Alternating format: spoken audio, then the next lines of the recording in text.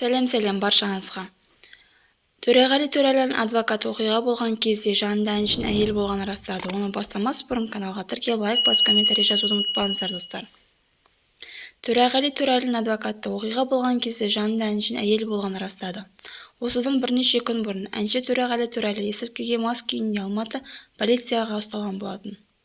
Әлеуметтік желіге тараған видеоның әншінің жанында айқайлаған әйел дауысы естілді. Қасындағы келіншегі толқын болған. Оның аяғы ауыр болған.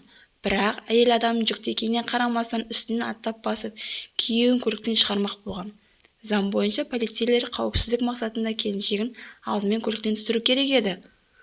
Жүкті әйелді осылайша қинағандықтан әйелдің жағдайы қазір нашарлап жатыр, деді әншінің адвокаты Тілеужан Кішкенбаев. Еске сала кетейік, 14 маусым Майлин көшесінің бойында солтүстік бағытта жергілікті полиция қызметі 1992 жылғы Төреғали Төреәлі азаматтың басқаруындағы Lexus автокөлігін тоқтатқанын хабарлайды. Жүргізуші мінез-құлқының өрескел болғаны көрінеді, агрессия болды. Патрульдік полиция қызметкерлері оны ұстап медициналық тексеруге алып барады. Сараптама нәтижесінде Төреғали Төреәлі есірткіге мас екені белгілі болды деп хабарлама жасады. Соңына дейін тыңдағандарыңызға рахмет. Лайк басып, комментарий жазып, каналға тіркелуді ұмытпаңыздар, достар.